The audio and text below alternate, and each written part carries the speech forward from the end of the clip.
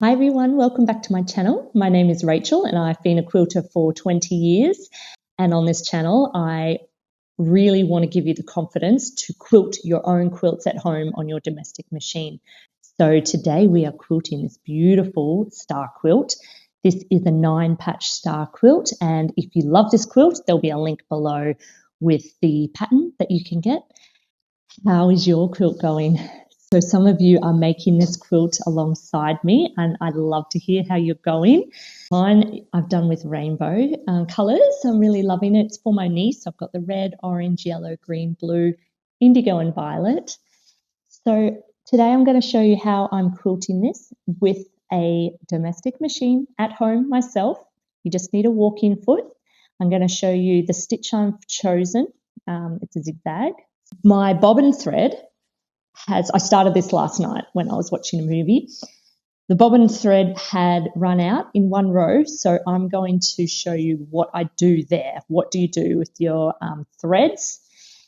And we'll try and get this finished in this video, and I'll give you some tricks so that you can quilt at home. I'm sure you've got a quilt top lying around that needs to be quilted, so I want to give you the confidence to go ahead and do that.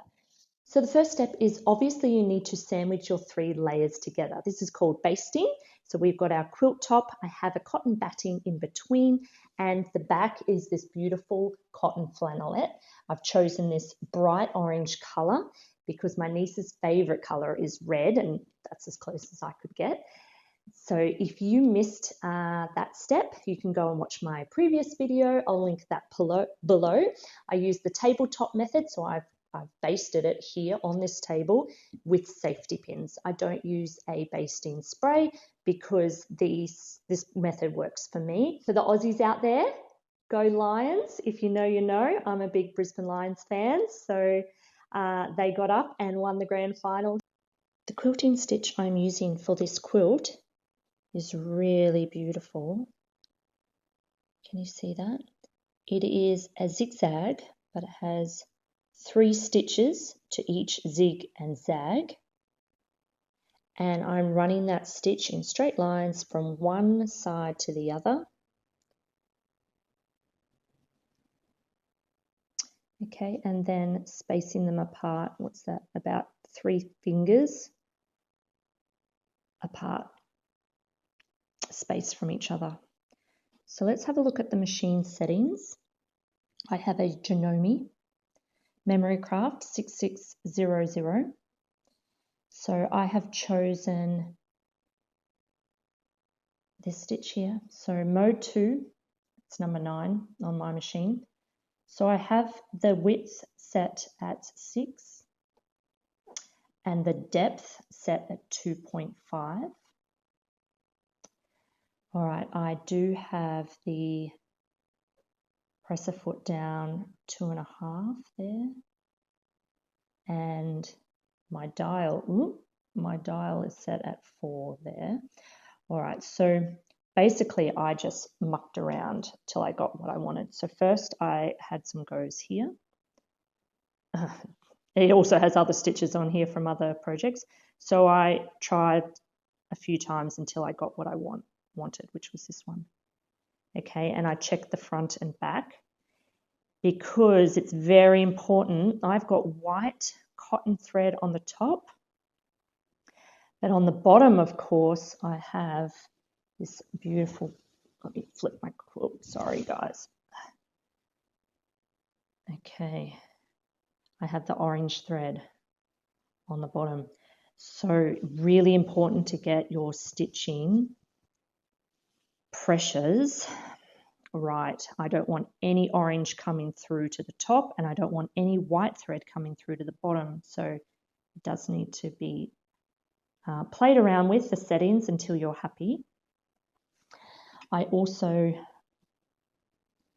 had an orphan block sitting here, and I tested out the spacing on this, and I was happy with that spacing. And also just to run through and check that I definitely didn't have white coming through the back, and I didn't have any orange coming through the front. So once I'd tested and fooled around with my settings, that's when I felt confident to start the quilt. So I have attached my walking foot to my machine. This walking foot is your best friend for quilting. I wouldn't quilt without this walking foot. It's an attachment that I bought separately to my machine, so you might need to do that as well. It is really great because it will walk along the top, creep along the top layer of your quilt. So it moves the top layer in the same speed as the bottom layer is being moved by your feed dogs, so that the quilt stays together in a uniform manner as you quilt, and it's not going to drag one layer away from another layer. So definitely get yourself one of those. I've also used this bar attachment. This came with the sewing machine, and it just a little hole at the back of your foot attachment that it goes into, and this is so you can move it to where you want. See that? And it will keep your distance between your lines of sewing even.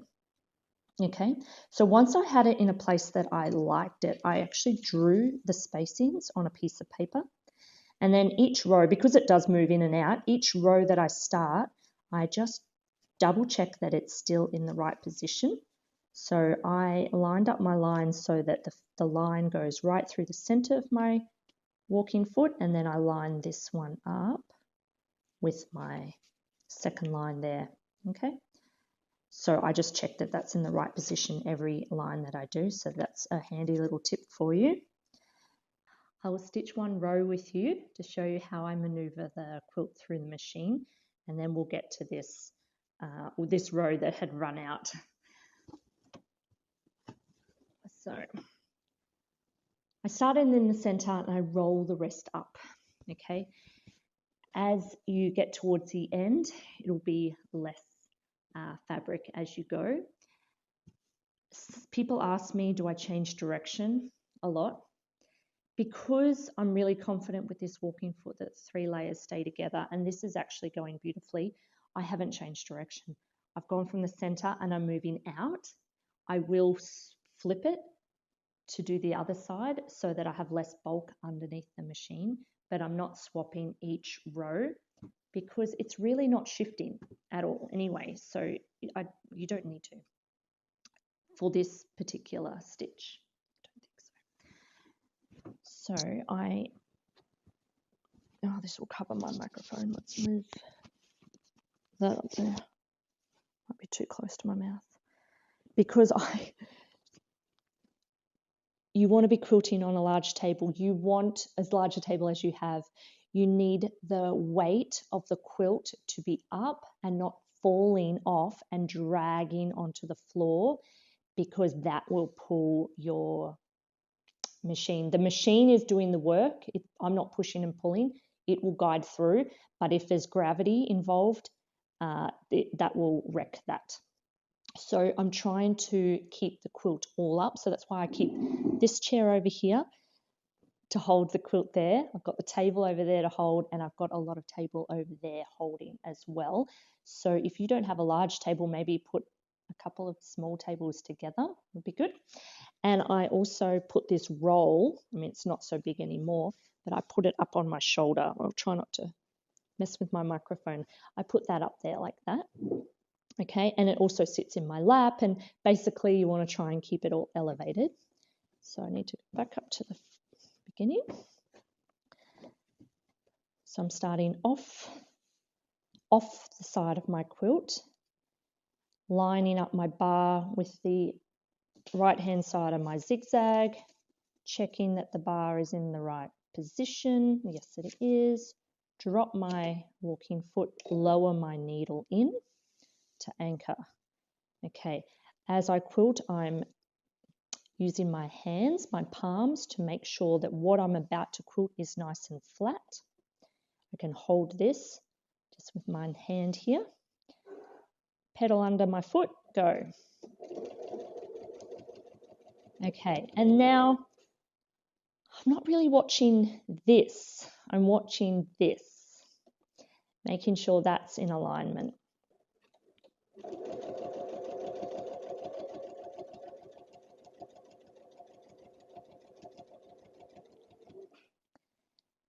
I'm trying to keep my shoulders relaxed. So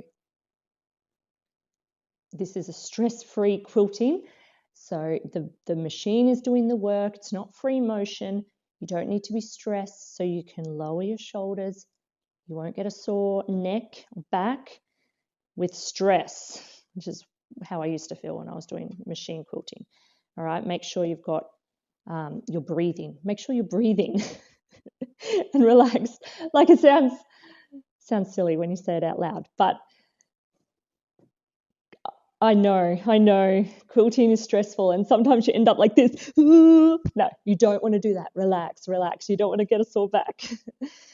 All right. So just holding, spreading, and letting the machine, I'm not pushing, I'm not pulling, I'm letting the machine do the work. When I get to a safety pin, I'll just take that out. Oops.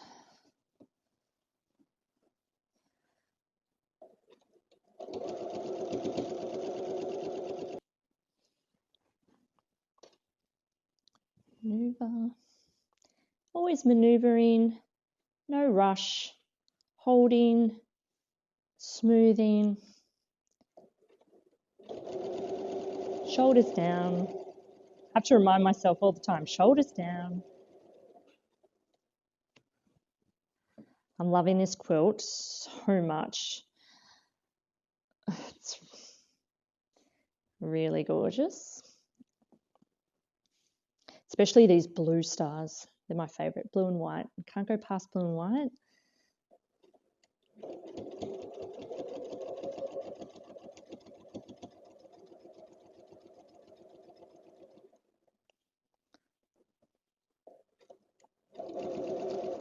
So I probably should measure how much this is for you guys. Where's my measuring?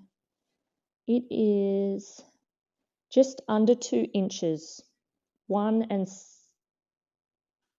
7/8 inches, and in centimeters it is just under 4.5 centimeters is the distance between my zigzags. If you are making this quilt, it seems to be about, there's 3 lines every block row that I'm doing.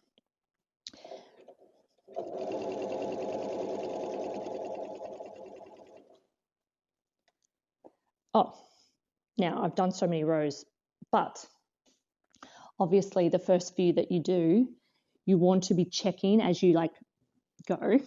I should have checked earlier. Am I happy with the stitch? Do I see any of the bobbin thread coming through up from the top? No, I don't. Flip it over. Do I see any of the top thread, the white, coming through? And no, I don't.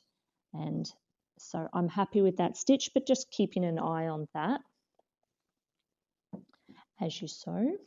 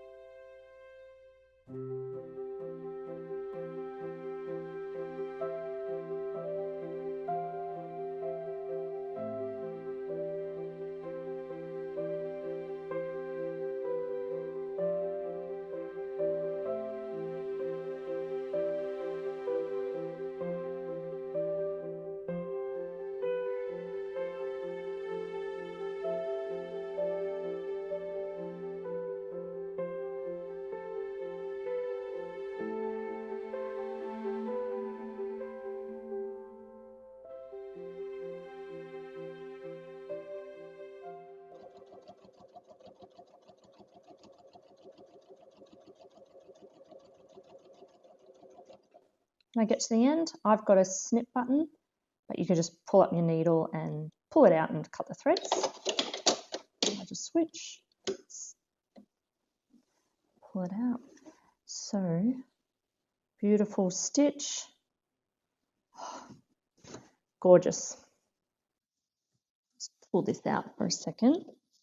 I want to have a look at the back.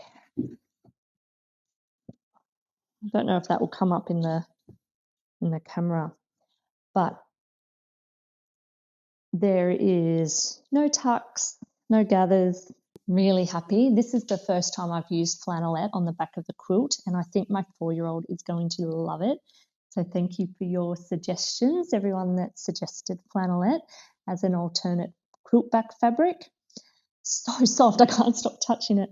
Yeah, gorgeous, and it quilts so well, so easily. I'm really happy with the way it's looking on the back, and I think my niece is going to love it.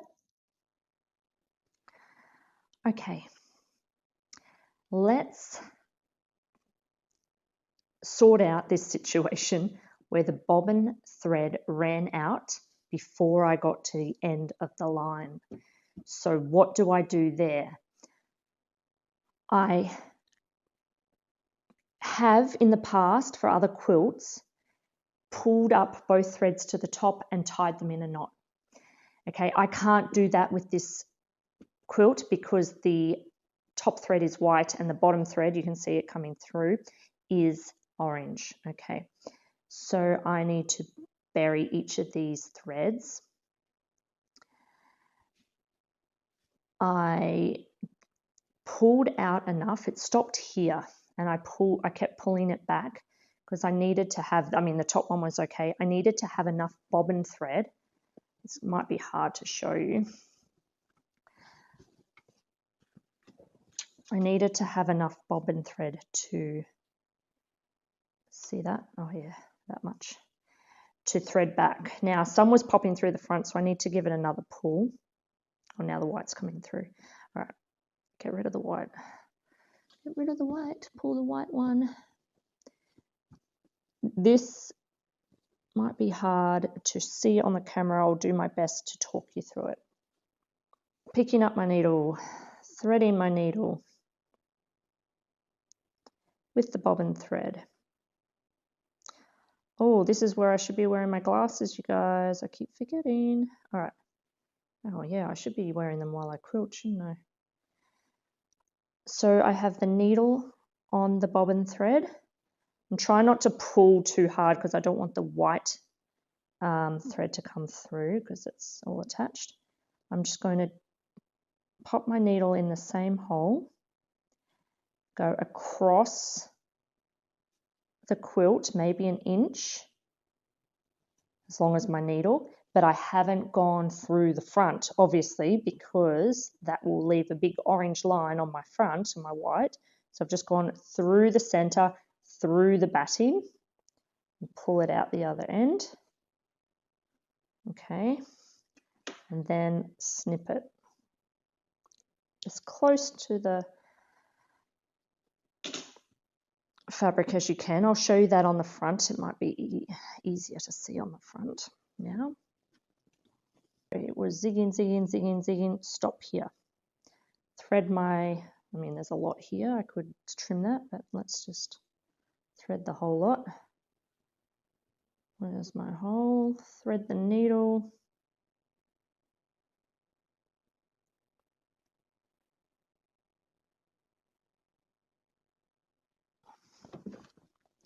Again, I'm going to place the needle into the hole that it came out, or very next to it. Go along. I might put one hand under so I can just check that I'm not going through to the back. But basically, I'm just running it along inside the quilt, and I'm feeling in the back. I definitely can't feel any of the needle that's actually come through, so it's definitely in the center of my quilt. And pull that out. Okay, and then snip that off where it came out. Where are my snips? All right, then just leave that to the side. I've got to restart my stitching. So my zigzag stitch has ended here. It will be very tricky to line up so that your zigzags are exact. Really tricky. So I think take that out of your head as a perfectionist thing that you're going to achieve. We want to just get close enough, right? Close enough is done. It's not going to be noticeable because you can't see these, like can't see these from a distance anyway. So basically I know my needle is on the left hand side, so maybe if I start and I put, that's what I'll do, it's on the left hand side, so I'll put my needle down on the left hand side of the zigzag and try and get it into the same hole. Let's see if I can do that. That'll do. So now I just begin as usual. I've got my settings still. Oh no, you know what I might do?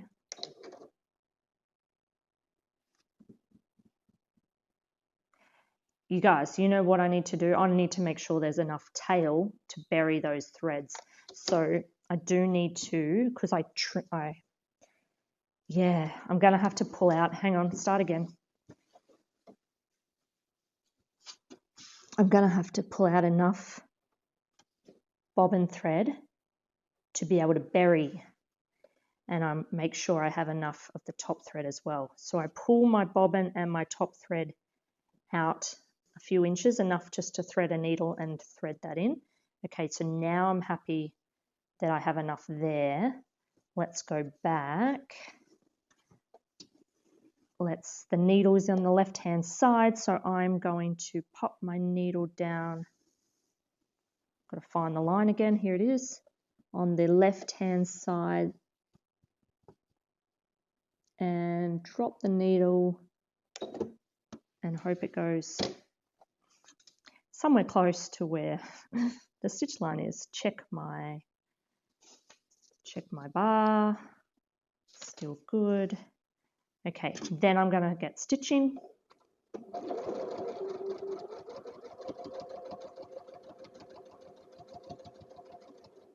Out of interest, did that line up my... Hey, you guys, I might have actually done the impossible. Let's have a look. Would you believe I just did what I said would be really hard by making the zigzag line up perfectly, because I looked at where my needle was and it was on the left, and so putting the needle down on the left hand side of the zigzag, and it started that line in that direction, and it actually lines up perfectly. What do you know? What do you know? Sometimes you just win, hey? All right, and finish this line.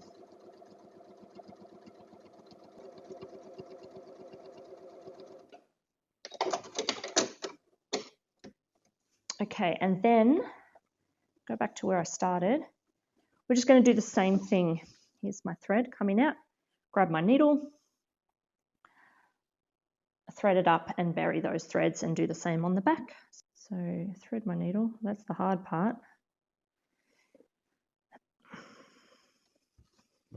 Put my hand underneath so I can feel. Yeah, look at that. Can you see that in the camera? Oh my God, that's zigzag perfect. I actually can't believe I did that. I thought that would be quite impossible. Can't feel the needle, pushing it through the center, out the other end, and snip. Do the same for your bobbin thread on the back.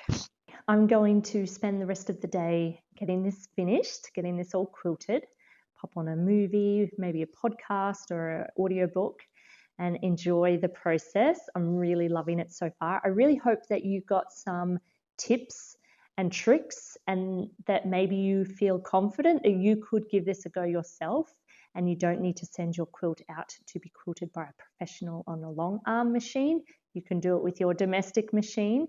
Just need that walk-in foot. So I really hope you give it a go. Let me know if you feel like you could now do this skill yourself after watching this video.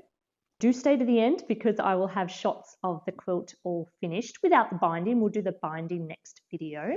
If you've stayed this long, thank you so much. Thank you very much for your comments that I'm sure you're going to make. And the secret emoji for getting to the end of this video is the lion. The Brisbane Lions are an AFL football team, so that's Australian rules football, and they just won the grand final. They're my team. So we've got the lion today as our secret emoji for staying right to the end, and we'll see you in the next video. Goodbye.